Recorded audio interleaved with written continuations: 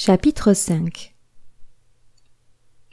Le lendemain matin, à son réveil, les senteurs enivrantes de ses rêves d'or s'étaient dissipées pour faire face à une lourde odeur de lessive et de linge sale qui était la manifestation même d'une vie misérable. En sortant de sa chambre, il entendit un clapotement d'eau, une exclamation irritée et le bruit sonore d'une chiffle dont sa sœur gratifiait l'un ou l'autre de sa nombreuse nichée. Il se rendit compte de tout cela. L'air même qu'il respirait était sordide et répugnant. Combien différente était l'atmosphère paisible de la maison de Ruth. Là-bas, tout était élevé. Ici, tout était matière et bassement matériel. « Viens ici, Alfred, » dit-il à l'enfant qui pleurait, tout en explorant la poche de son pantalon, où selon son habitude, il portait son argent. Il en sortit 25 cents, qu'il mit dans la main du petit, après l'avoir dorloté un instant. « Va-t'en vite à présent, cours acheter des sucres d'orge et n'oublie pas d'en donner aussi à tes frères et sœurs. Surtout achète de ceux qui durent très longtemps. » Sa sœur releva la figure empourprée qu'elle penchait au-dessus de la lessiveuse et le regarda. « 2 cents auraient suffi, dit-elle. C'est bien toi, ça. Aucune idée de la valeur de l'argent. Le gosse va s'en donner une indigestion. »« Ça va bien, 6, répondit gaiement Martin. Il trouvera bien à les dépenser. Si tu n'étais pas si occupé, je t'embrasserais. » Il avait envie d'être affectueux envers sa sœur, qui était bonne et qu'il aimait à sa manière. Mais plus les années passaient, plus elle changeait, plus elle le déroutait.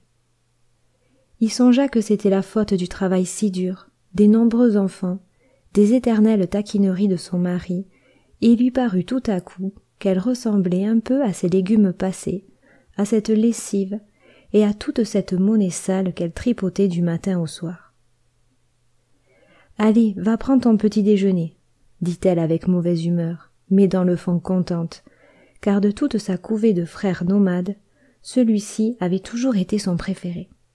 « Après tout, je vais t'embrasser, » ajouta-t-elle le cœur un peu remué. Du revers de sa main, elle essuya la mousse de savon qui dégoulinait de ses bras. Et quand, ayant enlacé sa taille massive, il eut embrassé sur les 2 joues, il vit des larmes remplir ses yeux, non pas tant de tendresse que de lassitude. Elle le repoussa tout de suite. « Tu trouveras le petit déjeuner dans le four, » dit-elle précipitamment. « Jim doit être levé à présent. Il a fallu que je me lève tôt pour laver. Maintenant va, et arrange-toi pour sortir de bonne heure. La maison ne va pas être drôle aujourd'hui. Tom est parti et Bernard est obligé de conduire la voiture. » Martin gagna la cuisine, avec un poids sur le cœur. La vue du visage congestionné de sa sœur et de son corps avachi le préoccupait beaucoup. Il conclut qu'elle aimerait bien si elle avait le temps, mais voilà, elle travaillait à en crever. Bernard Higginbotham était une brute de l'éreinter ainsi. D'autre part, il ne put s'empêcher de trouver que ce baiser l'avait un peu dégoûté. Il est vrai qu'il était très inhabituel. Depuis longtemps, il ne l'embrassait que lorsqu'il partait ou revenait de voyage. Ce baiser à la mousse de savon manquait de charme, car c'était celui d'une femme fatiguée depuis si longtemps qu'elle a oublié ce que c'est qu'un baiser. Il se souvint d'elle jeune fille, quand elle dansait toute la nuit avec les meilleurs danseurs après une dure journée de blanchissage, sans se préoccuper du dur lendemain. Puis il pensa à Ruth et imagina la douceur de ses lèvres. Son baiser devait ressembler à sa poignée de main et à son regard. Il devait être appuyé et doux à la fois. Oui, il osa évoquer la vision de sa bouche sur la sienne, et cela si vivement qu'un vertige le saisit et qui lui sembla tourbillonner dans un nuage de pétales de rose embaumés. À la cuisine, il trouva Jim, l'autre pensionnaire, qui mangeait de la bouillie d'un air dolent, les yeux lointains et vagues. Jim était apprenti plombier. Son menton mou et son tempérament lymphatique, joint à une certaine apathie nerveuse, n'indiquaient pas qu'il dût arriver bon premier dans la course à l'assiette au beurre. « Pourquoi ne manges-tu pas » dit-il. tandis que Martin trempait avec dégoût sa cuillère dans la bouillie d'avoine froide et mal cuite. « Tu étais encore saoul hier soir ?» Martin secoua la tête. Il était écœuré par la sordidité qui l'entourait. Ruth Morse lui semblait de plus en plus lointaine. « Moi je l'étais, » poursuivit Jim avec un ricanement bruyant. « Mais alors saoul comme une vache. Oh, quelle gentille fille! Billy m'a ramené à la maison. » Martin fit un signe affirmatif. C'était une habitude de toujours écouter qui lui parlait, et se servit une tasse de café tiède. « Tu vas danser au club des Lotus ce soir ?» demanda Jim. « Ils auront de la bière, et si la bande des Temescal vient, il va y avoir du chahut. Je m'en fous d'ailleurs. J'emmène en tout cas ma copine. Zut, j'ai la bouche amère. » Il fit la grimace et but du café pour chasser le mauvais goût. « Tu connais Julie ?» Martin fit signe que non. « C'est ma copine, » expliqua Jim. « Un amour. Je te présenterai bien, mais tu me la faucherais. Je ne sais pas ce que tu leur fais, mais la façon dont tu les chipes à tes potes est décourageante. »« Je ne t'ai jamais enlevé personne, » répondit Martin indolemment pour dire quelque chose. « Parfaitement, » affirma l'autre avec chaleur. « Tu m'as fauché Maggie. » « Il ne s'est rien passé entre nous. Je n'ai dansé avec elle que cette nuit-là. »« Justement, c'est à cause de ça, » s'écria Jim. « Tu as dansé avec elle et tu l'as regardée, tout simplement, et ça a été fini. Bien sûr, toi, tu n'avais rien à en foutre. Mais moi, elle m'a plaqué. Elle ne m'a plus adressé un seul regard. Elle me demandait toujours après toi. Tu n'aurais eu qu'à te baisser pour la prendre, si tu avais voulu. Mais je ne voulais pas. Quand même, elle m'a plaqué. » Jim le regarda avec admiration. « Comment tu te débrouilles ?» dit Marthe. « Je m'en fiche, » répondit-il.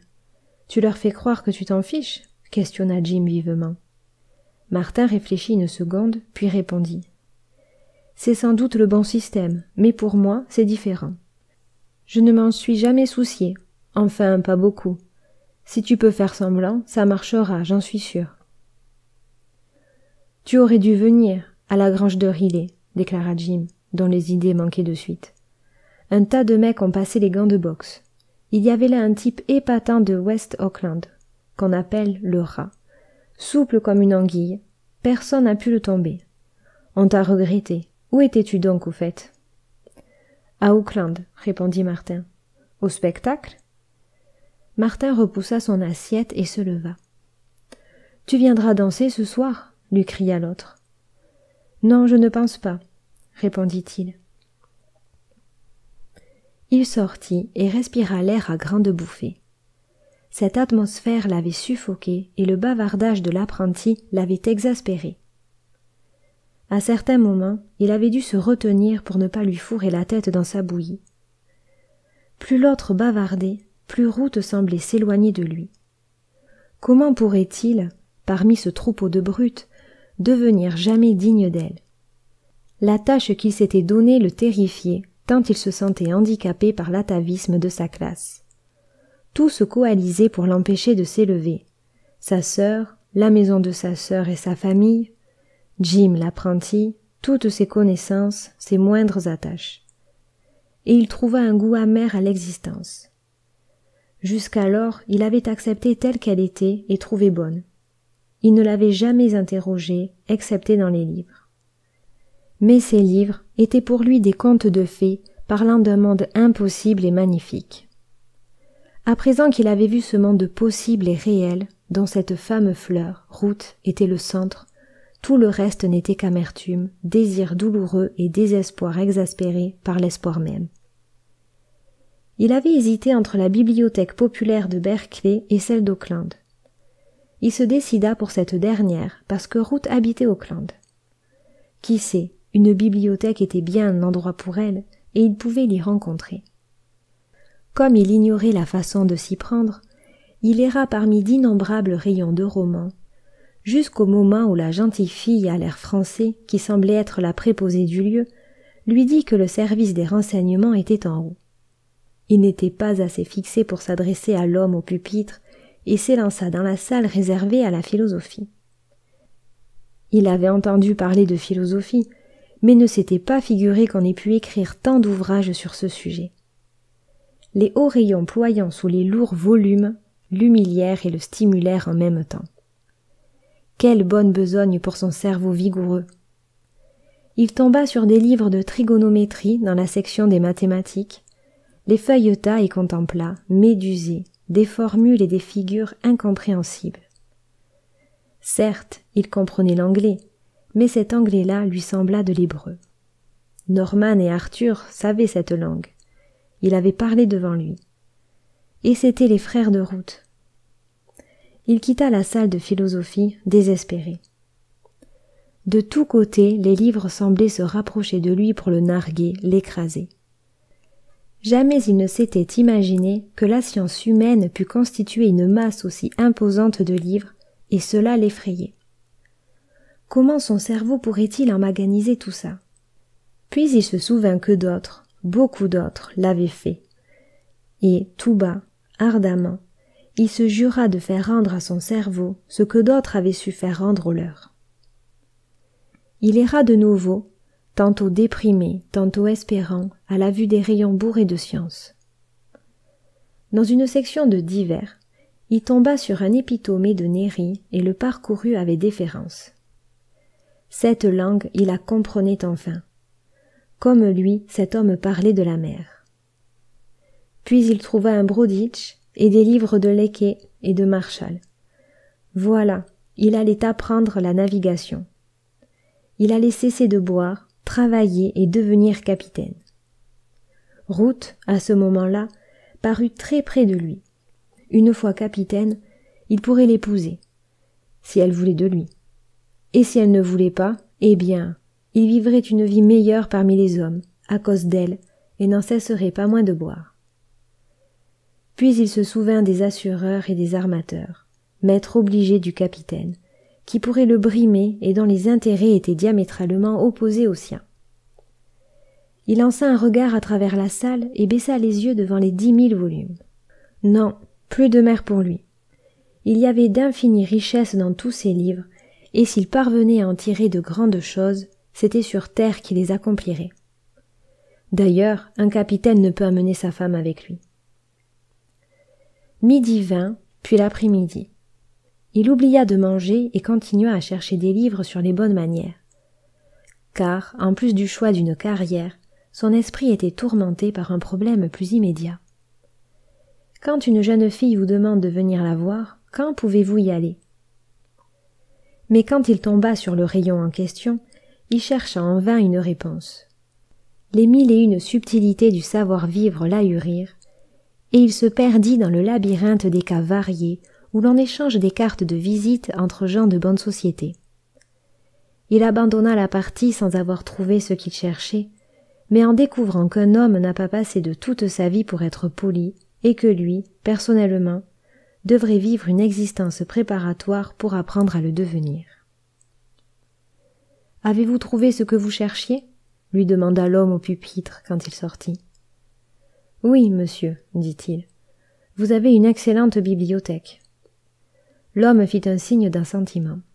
« Nous serons heureux de vous revoir souvent. Vous êtes marin ?»« Oui, monsieur, je suis marin, » répondit Martin. « Je reviendrai. » Comment a-t-il vu ça? Se demanda-t-il en descendant l'escalier. Et dans la rue, pendant quelques minutes, il s'efforça à une démarche raide et gauche, mais bientôt perdu dans ses pensées, il reprit le gracieux balancement qui lui était habituel.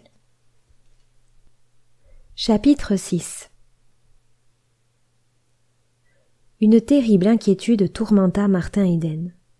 Il avait faim de voir la jeune fille dont les mains fines s'étaient emparées de sa vie, mais il ne pouvait trouver le courage d'aller la voir. Il craignait, en y allant trop tôt, de commettre une grave infraction à cette chose effrayante appelée le savoir-vivre. Il passait de longues heures dans les bibliothèques d'Auckland et de Berkeley et remplissait les fiches d'abonnement pour lui-même, ses sœurs Gertrude et Marianne, et pour Jimmy, dont quelques verres de bière avaient obtenu le consentement.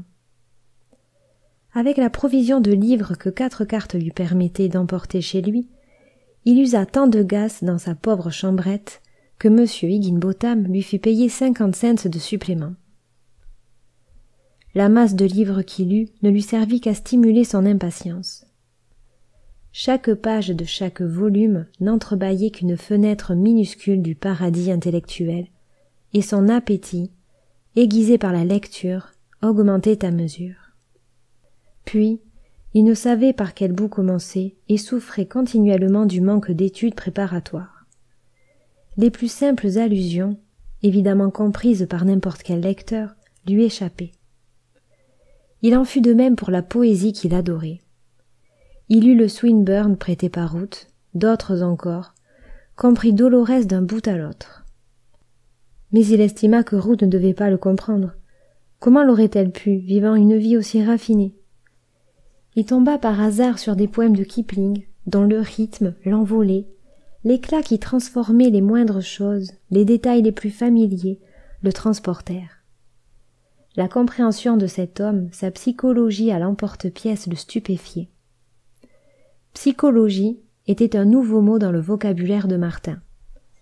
Il avait acheté un dictionnaire, ce qui avait fait une brèche assez importante à ses économies et avancé le jour de son embarquement. De plus, cela agaçait M. Higginbotham qui aurait préféré que cet argent lui profite. Le jour, il n'osait pas s'aventurer dans les parages de route. Mais à la nuit, il rôdait comme un voleur autour de la maison des Morses. Il regardait furtivement les fenêtres, attendri à la seule vue des murs qui l'abritaient. Il faillit plusieurs fois être surpris par ses frères et suivit un soir M. Morse en ville, étudiant sa figure dans les rues éclairées et souhaitant de tous ses vœux l'accident terrible qui lui permettrait de bondir à la rescousse pour sauver le père de sa bien-aimée. Une autre fois, il fut récompensé de son attente en entrevoyant la silhouette de Root à une fenêtre du premier étage. Les bras levés, elle se coiffait devant un miroir. Il ne vit que sa tête et ses épaules, l'espace d'un éclair en réalité. Mais cette vision fugitive accéléra son pouls et fit battre son sang dans ses artères. Puis, elle fit tomber le store. Mais il savait à présent où était sa chambre, et il revint la guetter souvent, caché dans l'ombre d'un arbre sur le trottoir opposé, en fumant d'innombrables cigarettes. Un après-midi, il rencontra sa mère qui sortait d'une banque, ce qui lui démontra une fois de plus l'énorme distance qui le séparait de Root. Elle appartenait à la classe qui se servait des banques. Jamais il n'avait pénétré dans un de ces sanctuaires et s'imaginait qu'il ne pouvait être fréquenté que par les millionnaires et les puissants de la terre. Il subissait une sorte de révolution morale. La pureté, la beauté d'âme de son idole avaient opéré chez lui une réaction et il éprouvait un ardent besoin de propreté. Il devait être propre pour être digne de respirer le même air qu'elle. Il se lava les dents, il se brossa les mains avec une brosse à récurer l'évier, jusqu'au jour où, ayant vu une brosse à ongles à la devanture d'un droguiste, il en devina l'usage et l'acheta. Le vendeur, ayant jeté un regard sur ses ongles, proposa une lime et il acquit sur-le-champ ce nouvel ustensile de toilette. Après avoir parcouru un livre sur les soins corporels, il décida qu'il lui fallait un bain froid tous les jours, à la stupéfaction de Jim et à l'indignation de M. Higginbotham, qui, voyant d'un sale œil ces notions abracadabrantes, se demanda sérieusement s'il ne ferait pas payer à Martin l'eau en plus.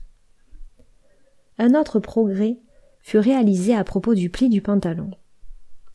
Martin, orienté vers ce genre de choses, remarqua vite la différence entre le pantalon du travailleur, dont le genou fait une poche, et celui dont la ligne droite tracée du pied à la hanche indique un milieu plus élevé. Il travailla la question et envahit la cuisine de sa sœur pour réquisitionner des fers et une planche à repasser. Au début, il eut quelques mésaventures, brûla un pantalon et fut forcé d'en acheter un autre, ce qui rapprocha encore la date de son embarquement. Mais le changement ne s'opérait pas seulement sur son apparence extérieure. Il fumait encore, mais ne buvait plus. Jusqu'alors, il s'était imaginé qu'un homme devait boire et il se vantait d'avoir la tête solide, ce qui lui permettait de voir les autres rouler sous la table tandis que lui-même tenait parfaitement le coup. Quand, par exemple, il rencontrait un camarade de bord, et il y en avait beaucoup à San Francisco, il invitait ou était invité comme autrefois. Mais à présent, c'était une ginger ale, ou de la limonade qu'ils commandaient pour lui, et il acceptait gaiement leur mise en boîte. Et, tandis qu'ils se grisaient, que la brute s'éveillait en eux et les possédait, il les étudiait et remerciait Dieu de ne plus leur ressembler. Il leur fallait oublier leur misère, et pendant leur ivresse ces brutes stupides se sentaient pareilles aux dieux, et régnaient dans leur paradis d'intoxiqués. D'ailleurs, Martin ne sentait plus le besoin d'alcool. Il était ivre de 1000 autres façons nouvelles, bien plus graves. Ivre de route, qui avait embrasé son cœur d'amour et de désir d'immortalité. Ivre de lecture, ce qui avait déchaîné en lui d'innombrables aspirations. Ivre enfin de sa force, doublée par les soins qu'il prenait de son corps et qui lui donnaient un équilibre joyeux et magnifique. Un soir, il alla au théâtre, espérant vaguement qu'elle y viendrait, et voilà que, des seconds balcons où il était assis, il la vit. Il la vit arriver par un des bas-côtés avec Arthur et un jeune homme, pourvu d'un gazon ras à la place de cheveux et de lunettes, dont la vue le plongea dans les affres de méfiance et de jalousie. Il la vit s'asseoir au fauteuil d'orchestre, et, toute sa soirée, il ne distingua guère que ceci. De délicates épaules blanches et une masse de cheveux d'or pâle, pâlis encore par la distance. Mais d'autres que lui étaient distraits il remarqua, en regardant autour de lui, 2 jeunes filles, assises à côté, qui lui souriaient d'un air effronté. Il avait toujours été d'un abord facile. Ce n'était pas dans sa nature d'envoyer promener les gens. Autrefois, il aurait souri en retour, et par son attitude, encouragé leur sourire. À présent, c'était différent. Il répondit à leur sourire, puis se détourna et ne regarda plus de ce côté-là. Plusieurs fois pourtant, sans le faire exprès, son regard rencontra de nouveau leur sourire. On ne change pas en un jour, et il ne pouvait guère modifier sa gentillesse foncière.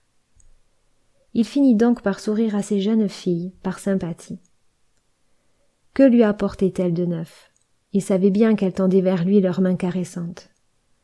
Mais, à présent, là-bas, très loin, à l'orchestre, était la femme unique, si terriblement différente de ces 2 filles de sa classe à lui, qui ne pouvait ressentir à leur égard que peine et pitié. Il désirait de tout son cœur qu'il leur soit donné de posséder un peu de la bonté de Ruth et de sa splendeur morale. Mais pour rien au monde il n'aurait voulu les blesser à cause de leur avance, dont il n'était d'ailleurs pas flatté. Il ressentait même une vague honte de son infériorité qui les y autorisait. S'il avait appartenu au milieu de Ruth, jamais ces filles ne seraient permis de familiariser. Dans leurs œillades, il sentait l'emprise de son milieu qui l'obligeait à se maintenir à leur niveau. Il se leva avant le baisser du rideau pour essayer de voir sortir Ruth. Il y avait toujours du monde sous le péristyle du théâtre, et, s'il rabattait la visière de sa casquette sur ses yeux pour se dissimuler, elle ne le verrait pas. Il sortit le premier de la foule. Mais à peine s'était-il placé sur le chemin de la sortie que les 2 filles apparurent. Elle avait suivi, c'était évident, et sur l'instant il maudit le charme qu'il exerçait sur les femmes. Elles avançaient lentement dans le flot de la foule, et c'est en le frôlant que l'une d'elles l'aperçut.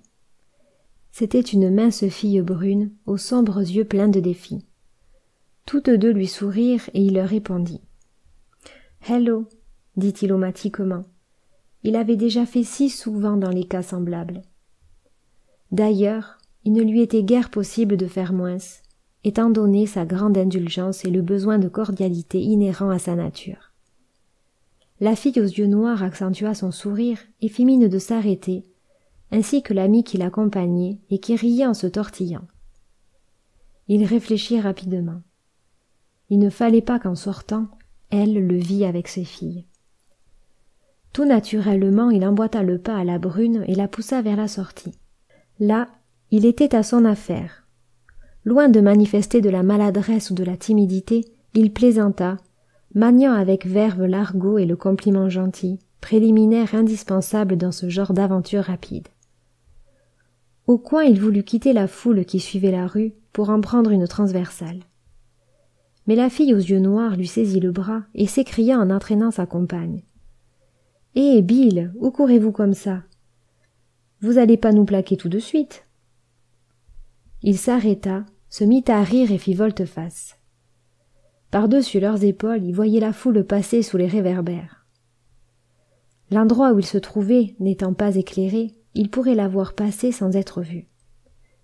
Elle devait passer par là, puisque c'était son chemin pour entrer. « Comment s'appelle-t-elle » dit-il à la copine en désignant la fille brune. « Demandez-lui, » répondit-elle en pouffant. « Alors, votre nom » dit-il en se tournant vers la fille en question. « Vous ne m'avez pas dit le vôtre, » répliqua-t-elle. « Vous ne me l'avez pas demandé, » dit-il en souriant. « D'ailleurs, vous l'avez deviné. C'est Bill, justement. »« Allons donc. » Elle le regarda dans les yeux, tandis que les siens se faisaient tendre. « C'est vrai, ça ?» Elle observait toujours. L'éternel féminin brillait dans ses yeux éloquents.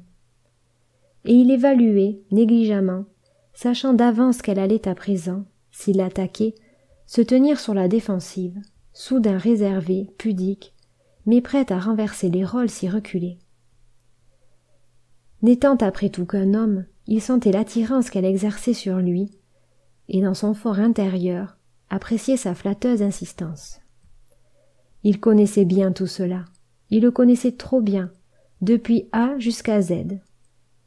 Bonne, elle était, comme on peut l'être dans ce milieu-là, travaillant dur, mal payée et dédaignant de se vendre pour vivre mieux. Elle recherchait ardemment une bouffée de bonheur pour égayer sa triste existence et n'avait devant elle d'autre alternative qu'une lamentable éternité de travail, ou le sombre gouffre d'une misère plus terrible encore, qui payait mieux mais tuait plus vite. « Bill, » répondit-il, en hochant la tête. « Je vous assure, Bill ou Pierre. »« Sans blague. »« Allons donc, il ne s'appelle pas Bill, » interrompit l'autre. « Qu'en savez-vous » dit-il. « Vous ne me connaissez pas. »« Pas besoin de vous connaître pour savoir que vous mentez. »« Sérieusement, Bill, c'est votre nom » dit la brune. « Bill me va très bien, » répondit Martin. Elle lui prit le bras en riant. « Je sais que vous mentez, mais vous êtes gentil quand même. » Il prit la main qui s'offrait, en sentit de suite les marques et les déformations qu'il ne connaissait que trop bien. « Depuis quand avez-vous plaqué la fabrique de conserves » interrogea-t-il. « Comment savez-vous ?»« Eh bien, c'est un sorcier !» s'écrièrent les filles en chœur. Tandis qu'il échangeait avec elles toutes les stupidités habituelles, dans son esprit passaient et repassaient les innombrables rayons de la bibliothèque où s'accumulaient les merveilles des siècles passés. Et l'incongruité de ses pensées le fit sourire. Cependant, ses rêves intimes et le badinage qu'il affectait ne l'empêchaient pas de surveiller la sortie du théâtre. Et, tout à coup, il aperçut Ruth, dans la lumière, entre son frère et le jeune homme aux lunettes, et son cœur s'arrêta de battre. Comme il avait espéré ce moment. À peine eut-il le temps d'apercevoir la gaze légère qui voilait sa tête fière, l'arrangement plein de goût de sa silhouette drapée, la grâce de son allure et sa main fine, quand elle releva sa jupe. Puis elle disparut, et il se retrouva en face des deux ouvrières, de leurs vains essais d'élégance et de propreté, en face de leurs vêtements bon marché et de leurs bijoux de pacotille. Il sentit qu'on lui tiraillait le bras, entendit vaguement qu'on lui parlait. « Réveillez-vous, Bill, qu'avez-vous »« Quoi ? Vous disiez ?»« Oh, rien, » répondit la brune avec un geste vif de la tête. « Je me disais seulement... »« Quoi ? » ?»« Eh bien, je me disais que ce serait une bonne idée si vous emmeniez un de vos amis, pour elle, montrant sa compagne. Et alors on irait quelque part prendre un ice cream soda ou autre chose. » Une nausée morale le secoua. De Ruth à ceci, la transition était trop brusque. À côté des yeux hardis de cette fille, il voyait les clairs yeux lumineux de Ruth, dont le regard angélique venait à lui des ultimes profondeurs de la pureté. La vie pour lui avait une autre signification. Elle ne se bornait pas à des ice cream soda en parties carrées. Il se rappela que de tout temps il avait, dans un jardin secret, cultivé des pensées rares et précieuses. S'il avait essayé d'en faire part, jamais il ne s'était trouvé de femme capable de les comprendre, d'homme non plus. et comme ses pensées allaient au-delà de leur compréhension, il en concluait à présent qu'il devait leur être supérieur. Il serra les poings. Du moment que la vie signifiait pour lui davantage, c'était à lui de demander davantage à la vie. Mais ce n'était pas cette compagnie-là qu'il lui fallait. Les hardis yeux noirs ne pouvaient rien lui offrir de neuf. Il savait ce qu'il y avait derrière, de l'ice-cream et un vague intérêt de plus. Mais les yeux angéliques là-bas lui offraient bien mieux et plus qu'il ne pouvait imaginer. Des livres et de la peinture, le repos et la beauté, toutes les élégances physiques et morales d'une existence raffinée.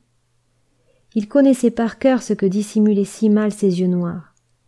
Il voyait, comme un intérieur de montre, tous les rouages de la pauvre mécanique cérébrale. Le bas plaisir en était le but, le plaisir morne menant à la mort absolue de toute espérance. Mais dans les yeux angéliques s'offrait le mystère, l'enchantement, l'au-delà. En eux miroitait le reflet d'une âme et aussi un peu de son âme à lui. « Il n'y a qu'une chose qui cloche dans ce programme, dit-il tout haut. Je suis déjà pris. » Les yeux noirs de la brune le foudroyèrent. « Vous allez veiller un ami malade, sans doute, ricana-t-elle. Non, j'ai un rendez-vous avec une jeune fille. » Vous me faites marcher, dit-elle gravement. Il la regarda dans les yeux et répondit. Pas du tout, je vous assure. Mais ne pouvons-nous pas nous rencontrer un autre jour? Vous ne m'avez pas encore dit votre nom, ni où vous habitez. Lizzie, répondit-elle radoucie. Appuyée tout entière contre lui, elle lui pressait le bras. Lizzie Connolly, et j'habite à Fifth and Market. Il bavarda quelques minutes encore et leur souhaita bonne nuit. Mais au lieu de rentrer directement, il alla jusqu'à l'arbre à l'ombre duquel il avait tant rêvé de fois, leva la tête vers sa fenêtre et murmura. « Le rendez-vous était avec vous, Ruth. Je l'ai gardé. »